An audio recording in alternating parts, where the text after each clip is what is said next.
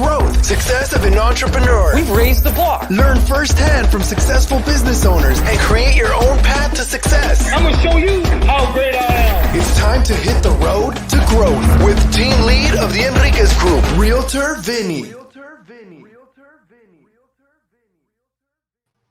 Hi, you Road to Growth listeners. Today I have Bill Flynn. He is a coach and an author. Thank you, Bill, for being here. Thanks for having me, Enrique. Looking forward to it. All right, now I'm going to pull the curtains back a little bit so you guys know what we deal with. So I sent everyone a link because we're going everything digital, just like everyone else out there. And Bill had a little hiccup of clicking the link, yet his tenacity to get on here overcame it, just like any entrepreneur does. And he copied and pasted it, and it worked out. That's got to find another way. There's always more than one way to solve a problem, right? Exactly, right? I mean, it's just the way of looking at with everything. It's like, okay, this is not working. Let's find another way to make it work. And you've been coaching, and you've done the corporate world for a variety of years, right? Yep. And I'm assuming that's probably one of the biggest things is finding out a way to get something done, get the job done, right? Yeah. Sometimes you have to also make your own way. There's been no road put in front of you. You have to make your own road often. What now, growing up, where did Bill grow up? I grew up in the northeast part of Massachusetts, right on the New Hampshire border, in a town called Methuen, Massachusetts. Kind of a blue collar town. My dad was a pipe fitter, mom was a teacher, played hockey. A very white middle income kind of existence.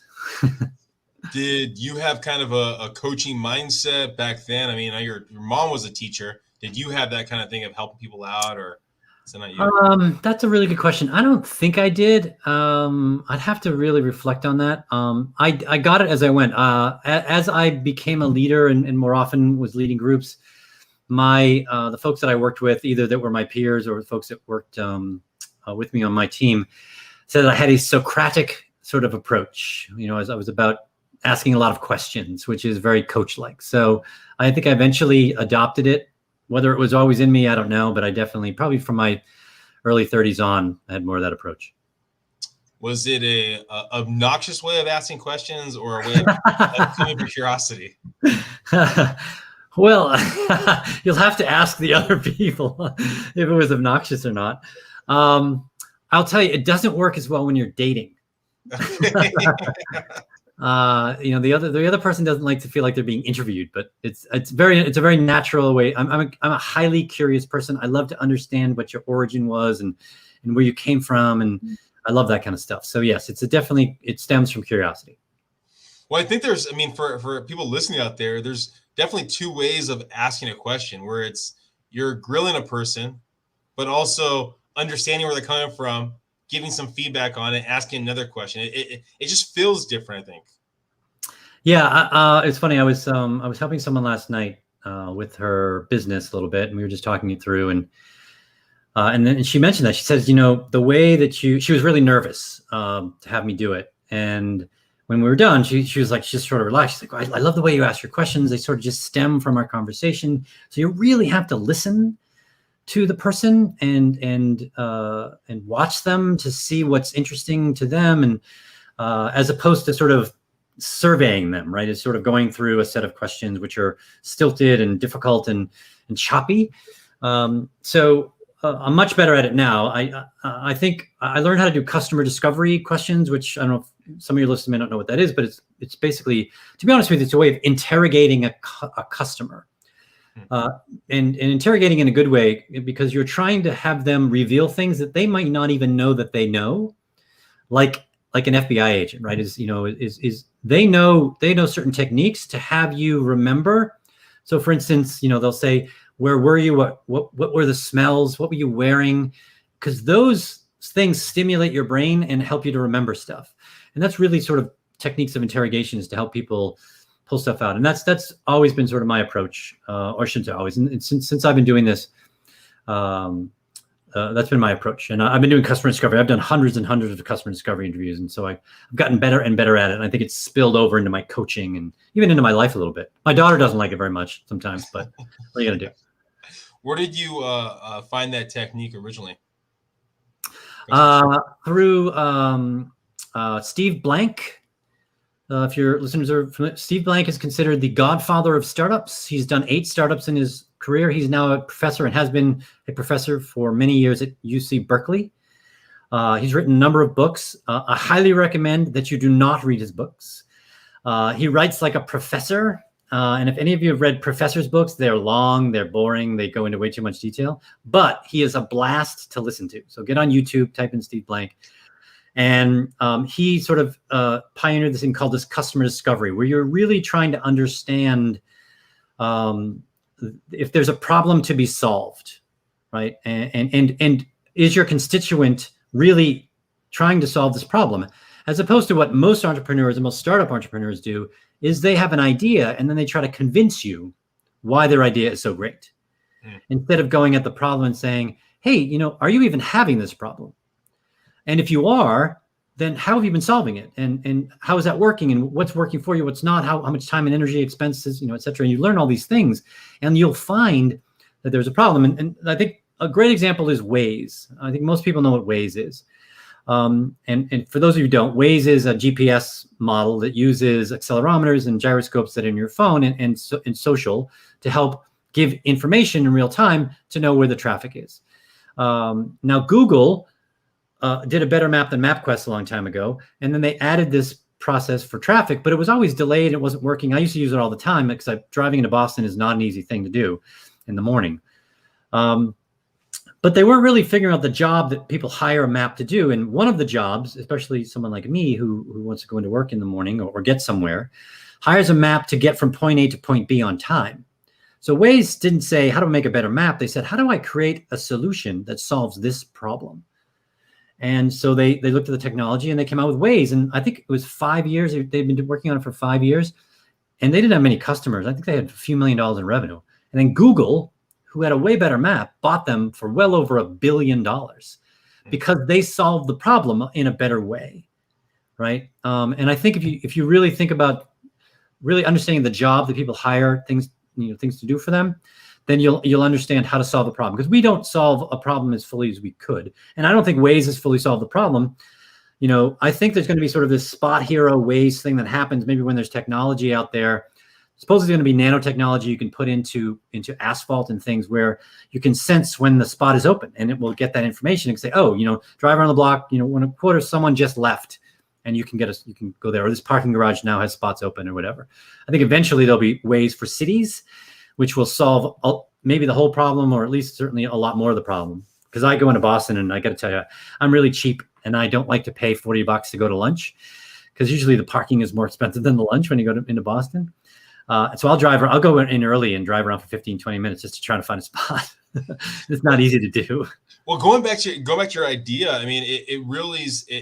I think the easiest way to lay it out is there's leading questions and there's basically curious questions, right? I mean, if I'm truly trying to get an honest answer from you, I can leave it very simple. Why? Right? And then it allows you to basically come with it. Go, why do you feel this, and this? Is it because of this, and this? Yeah. And now I'm leading you to the whole conversation where you might not have taken it. Yeah, and that's called anchoring, right? Even if you're not leading them, as soon as you say something to them that anchors them, it's hard for them to think of something else, right? It's the old joke, which is, hey, Vinny, try not to think of a white polar bear. And you can't but help think of a white polar bear because that's just the way our brain works, right? It focuses on the thing. There's 3 types of questions. There's the ones that you said, right? And then there's another one which is called an ice cream question, meaning it tastes good and it feels good, but it has no value. And we ask a lot of ice cream questions, right? And you don't want to ask those, but you want to ask the type of questions that you mentioned. You want to understand why, but why as a word has a stigma to it.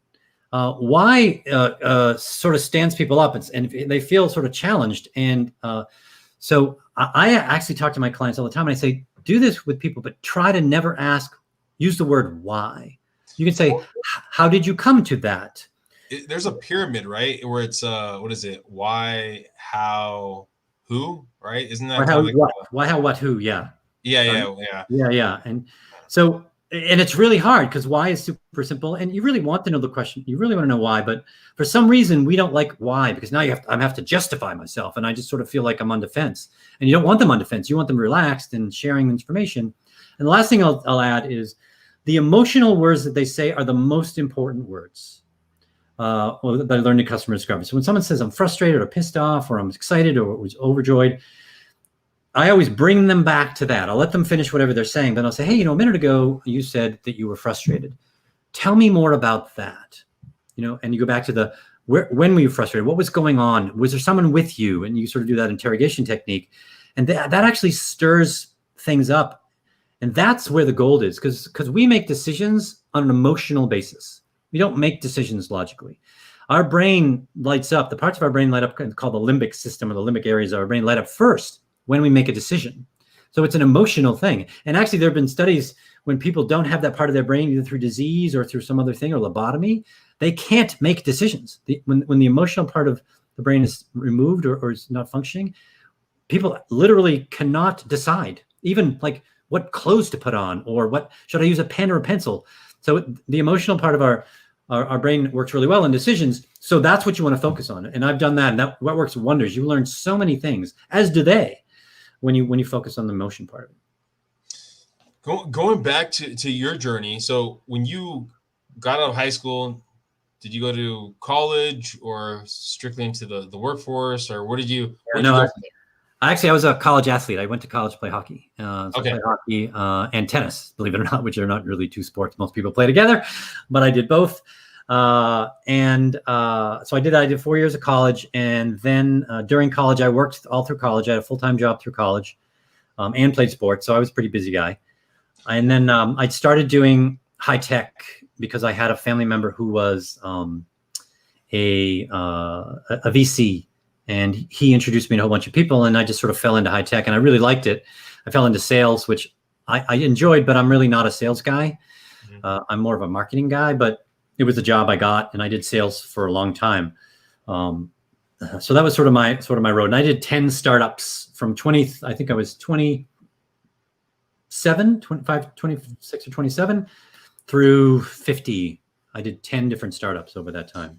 So you said it was an uncle or was it a family friend? It was a VC? We called him my uncle. He was my mother's cousin, but he was so close, we just called him our uncle. So he was a venture capitalist. What kind of advice did he give you? Because, he deals with a lot of startups. I think for most VCs, they talk to 100 people or 1,000 people and only give you one. Yeah. So, he didn't really give me a lot of advice. He just sort of introduced me to people and said, hey, here's an opportunity for you to learn. And you might like this. He told me a lot of stories. He was pretty well connected. He's had dinner with Bill Gates, and, he's been in high tech since 70s now. He's been in high tech since, high tech was a thing. So he would just tell me all these really cool stories, but I can't really say he's ever really given me advice, which was really interesting. He just made the connections and got out of the way, which was really cool. Do you recall your first startup that you worked on? Yeah, it was the precursor to Siri. It's a speech recognition company called Dragon Systems. So I know you had the background in technology. Did you build the actual platform? No. Okay. No. I'm the guy who comes in to help you scale the thing. Okay. The only business I've ever started on my own is this one. And it's a business of one human being. And I don't want anyone working for me. If I can help it, I don't want anyone reporting to me. How did you find the different startups then? If you weren't the original founder, I guess, right? Yeah. How would you come across these opportunities that were right for you to jump in and help build them up? Yeah. So the first one, I had a friend that I worked with earlier who worked at Dragon, and she introduced me to the head of sales, and we hit it off. She actually had my same last name, which was kind of cool. And then one of the guys that came in there, I became very fast friends with him, and he went on to the first e-commerce company in 1995. I worked in e-commerce, so it was pretty early on. The World Wide Web was born months before. Yeah. And then what happened was I either got lucky and or was good, and we were successful there. And then the VCs said, okay, you 3 or 4, go do it again. And we did it 4 times together. So I just got a reputation. Which was really helpful. because I was 5 for 6. My first 6 startups were either an IPO of 2 of them were over $1 billion, or a sale of several $100 million, which 5 for 6 is like unheard of. That's an 85% hit rate for startups. So it just doesn't happen. It's about 10% is what you should expect. So you originally got in there just by relationship, of kind of a friend of friend, and got the. Yeah. I mean, I performed, right? I generally was good at what I did, and made connections, and So once I got in, it was a lot easier. It's sort of like being in the National Honor Society. Like once you get in, it's hard to. You have to really screw up to get out. And that's what happened. We did pretty well, and then we got asked to do it a bunch of times. Now the last 4 were terrible. They were normal, right? They didn't either went out of business, or I got fired, or I left them, or whatever. So I ended up being 5 for 10 or 5 for 7, depending on how you rate my contribution to it. But still, it's still pretty good. 50% is still pretty good. Have you always been a extrovert, or? Yeah, I'm not an extrovert. Oh, you're not. Okay. Yeah. So I just love this kind of stuff. So I actually skew a little introvert. Yeah. Okay. So after we do this, like when we're done and I look like I'm really energy, I'm going to go sit down for a minute and relax, because I got to get my energy back. So how does that work? Because I mean, I know for myself, and I do this podcast, I'm out there and that kind of stuff. Yeah, networking, I can't stand networking events. Yeah, and so you don't do that. So it's just basically one-on-one or a couple friends. Well, so I like talking to other people and learning about them. So I like that part of networking, which is actually really good, because most people, when they go to networking, they feel like they have to tell their story. And I'll tell you, trick is don't talk about yourself at all. Be really interested in the other person, and you'd be surprised at how happy they are. They'll remember the conversation as a wonderful thing, even though you didn't say anything about yourself, but they still might remember you, which is what you want. But at the end, like it's a 2-hour event.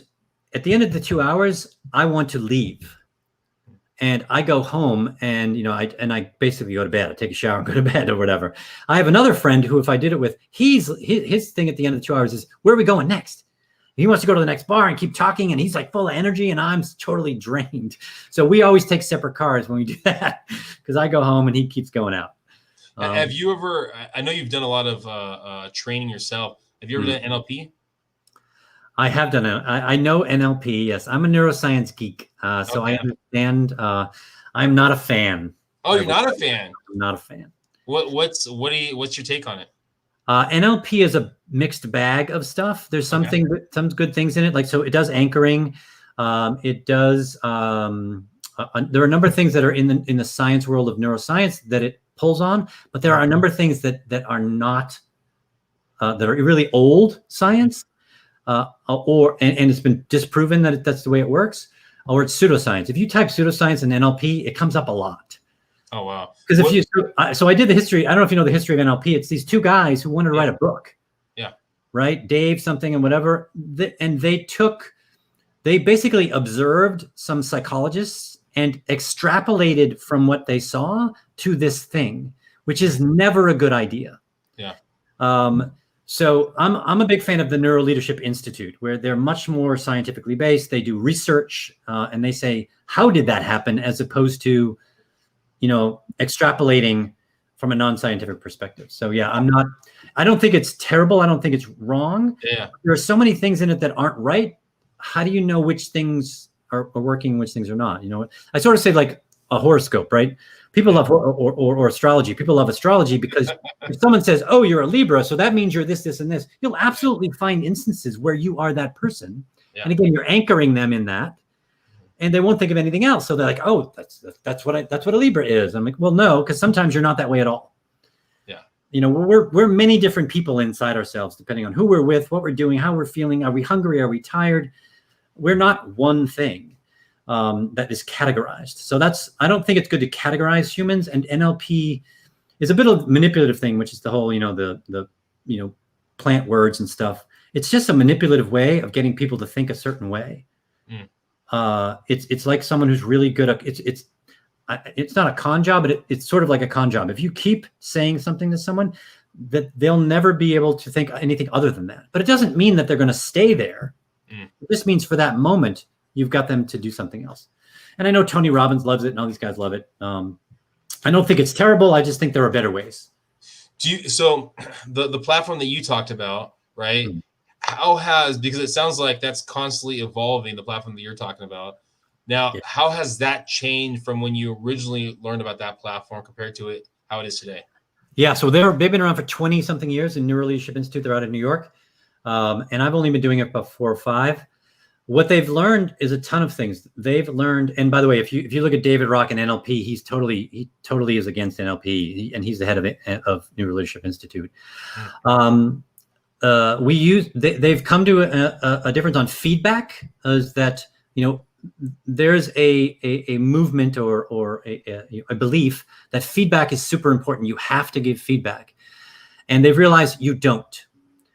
Actually, you should find every other way to help someone grow other than feedback, because the brain hates feedback. The brain rejects. The first reaction of the brain is to reject new, and feedback is generally new, or it goes against the belief of someone. And if our beliefs are challenged, we're going to find lots of different ways, even irrational ways, to defend our beliefs. And feedback, it's almost always done wrong or poorly. So as for an example, let's say you and I are in a meeting, and you're running the meeting, and I'm running the meeting. You're my boss, and the meeting's over, and you weren't completely happy with the way the meeting went, and you wanted to give me some feedback. What happens often is you'll tap me on the shoulder, and you'll say, "Hey, Bill, I got some feedback for you on the meeting. Can you follow me back to my office?" Now, what happens to me right then and there? Right, I'm like, "Oh no. What did I do wrong? What are people going to think about me?" And I'm following you back, and I'm catastrophizing as I follow you back to your office, which is a status symbol, as you sit behind your desk, which is another status symbol. And then by the time I sit in front of you, my brain is in full threat mode. Because I'm thinking, oh my God, am I going to get fired? Is something going to happen to me? Is my reputation going to be dinged? If I get fired, am I going to be able to send the kids to college? Am I going to go on the vacation? What's my wife going to think? So I'm not listening to you. When you start telling me whatever it is you're telling me, I'm not paying attention. And I won't remember most of what you said. Now, what you could have said is, you could have sat down next to me and said, "Hey, Bill, how do you think that meeting went?" And I said, unless I'm delusional, I might say, "Yeah, it went okay. And there were parts of it that were a little sketchy, whatever." And he said, "You know what? I sort of felt the same thing. Let's do this. Let's work together." And so put a coffee or lunch on my calendar. And what I'd like to do is let's meet. And I would like you to bring 3 things to that meeting that you thought went really well, that we should do more of or even get better at. I'd like you to bring 1 or 2 things in the meeting that you thought could have gone better. I will do the same thing, and we'll work together until you and I agree that this is the best possible version of this meeting. Now, I didn't give you any feedback at all. I didn't tell you what to do. I didn't tell you what to say. I didn't tell you what to do next time. So I'm not in threat mode anymore. I'm now actually accepting what you did. I have autonomy. I know what's going to happen. I minimize the status thing by sitting next to you, not bringing you back to my office, all that kind of stuff. So that's what, and that's called the SCARF model by NLI, or Neuro Leadership Institute, which is our brain is typically doing 2 things. It's either moving towards reward or away from threat. And your job as a leader is to always move them towards reward and away from threat. And they say that there are 5 things that your brain is looking at all the time, which is status, certainty, autonomy, relatedness, and fairness, which is SCARF. And if you can, as you saw the second time, there wasn't a status thing. I gave you certainty. I gave you autonomy. There was also some relatedness. Relatedness is, am I in the in group or the out group? Right? When I tapped you on the shoulder and told you to follow me, I immediately put you in the out group. Right? And I didn't do that the other time. And then I think we have a fairness gene. I think, that all human beings have some fairness gene, which is, because we'll even work against our own best interest if we think something isn't fair. Right? Yeah. And there's a game called the Ultimatum Game, which has proven that over and over again. Which is about giving money and things. And it shows that 60 to 70% of the time, people will actually give up free money if they didn't think it was enough. They didn't think it was a fair amount, which is ridiculous, because you showed up with no money, you got extra money, and even if you got $1, it was more than you had going in, and people will reject it. It was like it's $3 or less. 70% of the time, they rejected the money, because they when you reject the money in the game, neither party gets it. They're like, if you're not going to give me enough money, you're not going to get any money either. Screw you. But that's what we do. It's like pretty funny. It's pretty irrational, but it's who we are. Now, so you built the companies over time. When did the idea of coaching come about? Between startup 5 and 6, I was in a situation where I was leading an organization that had just had a catastrophic failure, and it was an email hosting company before Gmail, before Office 365 were really a thing. It was actually the precursor to Office 365. And our technical infrastructure collapsed on itself. So we really didn't deliver email for about 2.5 days. And I got to tell you, people were not happy. You don't get email or when you want it in 2.5 days, you're pretty unhappy. So I lost 1,000 customers, and I had just taken over. It was my first official day as GM of the division. It was about an $8 or $9 million division, about an $80 to $90 million company. And so the big company went and fixed the technical problem, but it took a while. It took days to really sort of write it, and then weeks to make it so it was better. And I had 60 people in the group who were getting yelled at every day for weeks. I had one guy threaten he said, I'm going to get all my friends and call your customer support and just basically sort of do a denial of service to your customer service, so the lines will be clogged. I said, you could do that if you want, but please don't. He never did, but that's how mad people were. So what happened was I had a couple of really young, inexperienced managers. They weren't young, but they just hadn't really managed a ton before. And I said, look, I just took over. One, I don't know how to run a technical infrastructure. I've never run customer service before, and I have no finance background. I'm a sales marketing guy. So I can't really tell you what to do.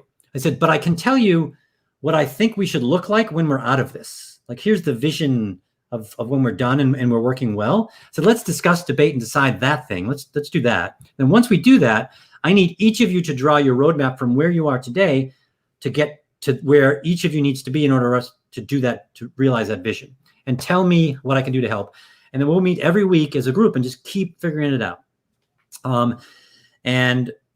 We doubled the size of the business. It doubled after I left, but we got to $14 million. I think we dropped down to about 7. We went up to about 14, about 6 months after I left. We didn't lose one employee. We increased the average order size. So you can see this on my LinkedIn. A lot of the stats were great, but the best part was those 2 new guys both said almost the same thing to me, which is, I just want you to know that the thing that you made me do, drawing that roadmap from here to there, instead of telling me what to do, they said, I hated it.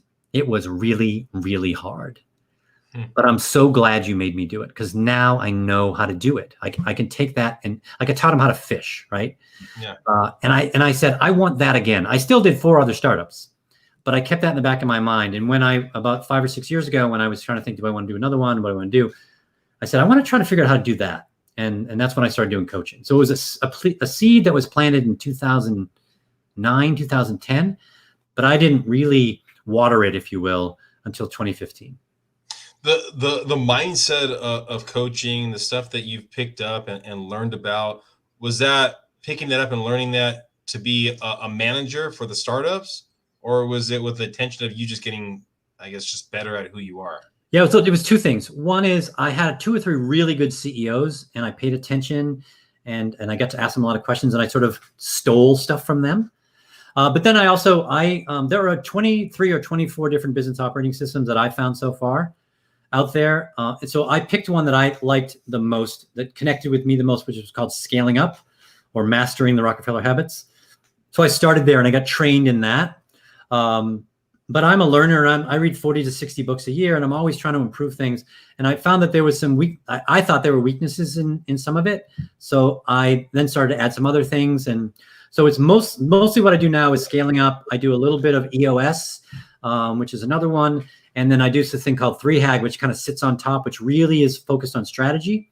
And then I weave in all this neuroscience stuff that I know for the people side of things to help my folks. So it's mine, but it's mostly other people's that I've sort of cobbled together. The good nuggets of each little thing, and yeah, I'm a curator. They call it curation. Now, when you also call it theft. when you started your coaching business, what was that process like? How were you getting your clients? Were you? Oh, it sucked. It sucked because I started from nothing, and it was really hard to get first clients. I gave away a lot of my time. And I did a lot of things. I did a lot of coaching for free at the beginning, just to kind of get better at it. Because I'm a much better coach now. 5 years later, I look back, I was like, I was terrible. I didn't know stuff. I would say some things that were wrong. I would get things wrong because there was so much information I had. And then I got lucky. I got, someone called me up and said, hey, I saw you on a website, and I got my first client. Then I actually got some partners. The thing that really got me is I had some partners and I did speaking. So I joined Vistage International, which is a peer-to-peer advisory company. I also speak to EO groups and YPO groups. And I said, those are the people that I want, right? I want humble, hungry learners that are comfortable challenging the status quo. And that's the kind of person I wanted. And so I'm like, where would they be? And they would join places like Vistage or EO or YPO or those kinds of things. And I also work with partners who would then attract those people. So many of my partners are my salespeople, and they actually sell my stuff, and I give them a little bit. So that's sort of how I got my clients. And what's great about my business is I don't need that many clients. I really only need 2 clients to make a decent living. And if I get 2 clients, I work 18 days a year. Wow. So somewhere between 8 and 12 is what I want for clients. I actually have 4 right now. If COVID didn't happen, I'd probably have about 7 or 8, but 2 of my clients got hit really, really hard, and neither of them has come back. A third is starting to come back, and she's going to start working with me again. So COVID really nailed my business for a few months. So I was really happy I took those PPP loans and put them to good use. What do you do with all your free time? A person that's built these startups, I'm assuming you put a lot of time and effort in those things. I did. I like this version better. Because I worked 15, 16 hours a day, most days. Even if you're not in the office, you're thinking about stuff, and so there was a lot of being sort of absorbed by startups. So I read a ton. To be honest with you, I volunteer a lot, and I spend a lot of time. I live in this beautiful town called Concord, Massachusetts. I live a mile, so I walk into town almost every day, and I'll read a book, or I'll just do puzzles or things, just keep my mind active. And I do some mentoring on the side as well. I have 3 or 4 people who I've met, and I don't charge them. I said, if you want to call me, go ahead. And, they'll call me maybe 5, 6, 7 times a year. I also do some very deliberate mentoring through organizations as well. So, I try to give back. I also want to do some more speaking. I enjoy speaking, even though I'm an introvert. I enjoy sharing and helping people. And I usually don't speak like didactically where I'm just sort of spilling stuff out. I usually do sort of a workshop thing. I've done a lot of it online. Or if I can't do a workshop, I'll at least try to make it interactive. I'll try to get the audience engaged pretty early. And you can tell because people lean forward in their seats a little bit more, and you see them more engaged. The questions are better. So that's what I like doing. I like doing sort of more of a workshop kind of speaking thing. So I'll do more of that. If let's say someone's listening right now and they kind of want to start their own business, they're looking to grow their platform, and they're listening to you right now and they go, oh my gosh, Bill's has been part of all these different startups. What piece of advice is there? A piece of advice that you provide to them? Yes. So I always say the same thing, which is don't fall in love with your idea. There are 2 things that happen. We already talked about anchoring and something called confirmation bias. When you fall in love with your idea, you have confirmation bias, which is you constantly look for reasons to validate your idea, which you don't want to do. You want to apply the scientific method, which is you want to take your idea, which is basically a hypothesis, it's a guess, and you want to try to disprove it. If you cannot disprove it, then you're probably solving a problem worth solving. That's what you're looking for. You're looking to try to solve a problem worth solving, right? Waze solved the problem worth solving. Southwest 50 years ago solved the problem worth solving. They tried to get the people that were riding Greyhound buses and have them take the plane, and they figured it out. McDonald's in the 50s solved the problem worth solving when they found a way to make a hamburger and do whatever for about half the cost of what it was in a cafe, and people were looking for that. Some people couldn't afford actually to go to a cafe and do that, so they found an audience. Even if you go for, Dyson solved the problem worth solving. The guys that do the $250 thermostat, right? They found a problem worth solving. Apple's, Steve Jobs didn't go and say, how do I make a better Walkman? He said, why do you have that thing? What purpose is it serving for you? Where is it letting you down? And then he interviewed people like I was talking about, and he went back to his team and said, we need to make an MP3 player that fits 1,000 songs in someone's pocket. So let's make that. That's a problem worth solving. Now, of course, they applied their amazingly simple and simply amazing model to it. so it was also beautiful and easy to use. But that's what you got to do. Solve a problem worth solving. Solve it for enough people who will pay you actual money for it. And then the last thing I always say, if you're a startup guy, is don't run out of money, because you'll be in stress mode all the time, which won't allow you to do the things I'm talking about. If you're in stress mode all the time, then you're constantly just trying to make things happen, and that's usually a kiss of death. I think that's why only 10% of startups fail, at least according to most stats. 10% of startups make it. Is we fall in love with our idea instead of falling in love with the problem. Now, if someone's listening right now, Bill, what's the best way of them reaching out to you, following you, getting your book, getting more information from you? Sure. So the only platform I'm really on a lot is LinkedIn, but I connect my Twitter to LinkedIn, so it's sort of I'm on that as well. But my website is the best place to find me. My phone number's there, my email's there, everything is there. My book is on there. I have 2 books, my book, and then I'm part of a co-author of another book. You can get mine on there. You can also go to Amazon and download and buy it. You can actually download it for free from my site if you want. If you just want to read a PDF, you can download it for free. I'd rather get the message out than get the money. And that website is catalystgrowthadvisors.com. You had it, I think, we have in the show notes on the Cryon thing down there as well. So that's the best place to find me. Perfect. Yeah. So all Bill's information is in the show notes.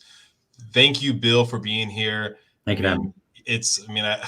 I love your want to learn, to know more. And I mean, if you can just pick up anything from this right here, it's just the idea. I mean, it started from one relationship. He got the opportunity. He basically did right. He listened to the right people. He read the book. He worked in the business, on the business, and kept growing. So take the journey, follow your path. And thank you again, Bill, for being here. Thank you very much. Cheers.